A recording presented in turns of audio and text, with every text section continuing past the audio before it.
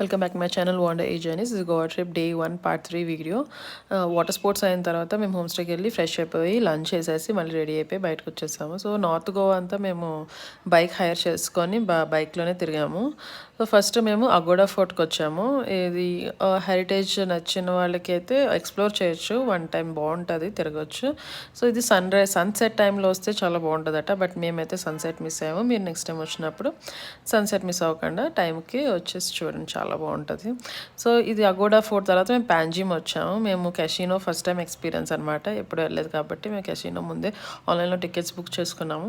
Casino pride ఇది కొంచెం reasonable price ఉంటుంది. సో అందుకనే మేము టికెట్స్ తీసుకొని లోపలైతే ఫోటోగ్రఫీ కెసినో దగ్గర నాట్ అలౌడ్. సో ఇదైతే ఎంట్రన్స్లో ఉంటుంది అనమాట.